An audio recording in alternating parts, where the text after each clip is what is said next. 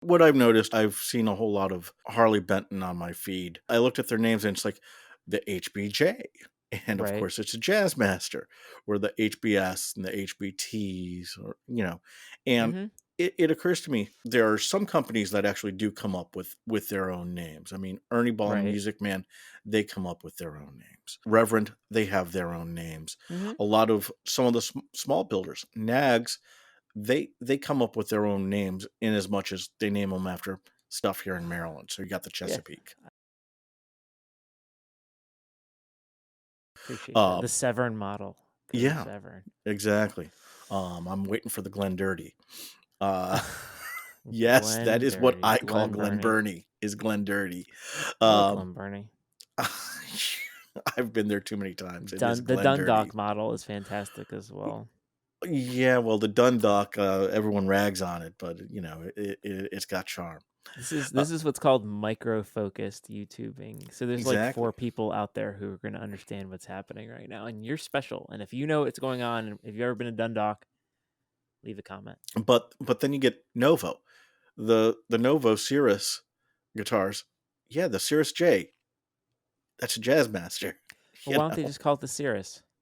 Why they have to add a Well, J at the end? that's like the big name, I think. There's the Cirrus T, Oh, the and the Cirrus T of, line. yeah, T is like a and telly. yeah, and it's just one of those things. It's like, I cracked the code. yeah. I mean, why not come up with your own names? Why are there companies that actually take the time to come up with at least a half decent name? You know, Like the it, Mariposa. or the Reverend, what is it, the one? Well, You so know, so Matt, you're a lawyer, or so you claim to be. I've never seen evidence of this, but I know from watching some car YouTube, the naming of things is tricky as far as ensuring that that product, that name hasn't been used elsewhere, that you can own the rights to it, and that you're not putting yourself in a spot where product is not viable based on the name you give it, right? So if you name it something too quirky or interesting, you may be shutting out a market versus just calling something the T when it's supposed to be a teletype and letting everyone know this is exactly what we're doing. it's literally a tale as old as time when it comes to guitars. I mean, the first solid body electric, so to speak, the Telecaster was born as the Broadcaster. Hmm. And the problem is that Gretsch had a line of drums. I believe Yeah. it was the Broadcaster drums, Hmm. and I think they Yep. sent a cease and desist over to Leo Fender, and Leo Fender, they pulled Broadcaster off Yep. that first batch, and those were the Nocasters. The Nocaster, and that's And again. So there are many brands that aren't afraid to sue other brands, and most of them don't have their own legal teams unless they're right, Gibson. In lieu of dealing with again, these are guys who want to just build guitars and make things cool, and that's what they want to do. They don't want to deal with naming things. They're not really good at marketing typically either.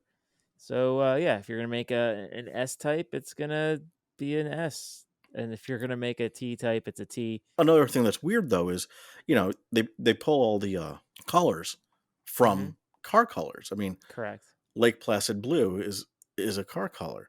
Well, Yeah. cars, yeah. I mean, now the whole line of the G55 or that, but used to be that you would have actual names. I mean, Corvette, the Cobra. Mm-hmm. I mean, there were actual names. Well, The it's hard. Bronco. It's hard to get that mark for a car.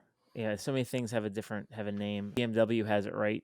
You just letters and numbers, Yeah. and you kind of get the gist of what you're gonna get out of it. Brands will bring back old models, right? Because they already own the rights to it. So hey, Thunderbird's making a comeback. Well, And I that's mean, just what it Gibson is. Gibson uses the BMW model with its semi hollows, where Yeah. where okay, the bottom of the line is your 130s, your Mm-hmm. 135s, and then you got the 333, the 335, the 339, and Right. then the 345, the 355. So I mean, Yeah. that does follow the BMW model. I think that's a way to do it because it's that way you kind of know what you're getting at, and then you can kind of get a feel for like what level you are. Again, like that's where I always get confused where there's like the standard, and then sometimes there's the tribute, and it's like you just kind of know what levels they are, and it's The just I don't Supreme, know, supreme, custom. It's like and the then you words have get no meaning anymore.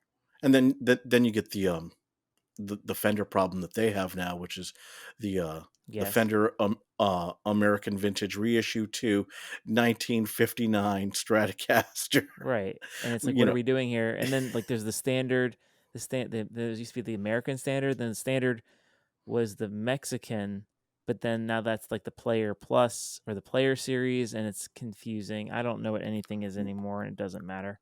well, I Um, mean, there was the American Standard, which then became mhm. the American Series, which then became the American Standard again, which then became the Professional, and then the Deluxe got discontinued, and that became the Performer. I mean, what even?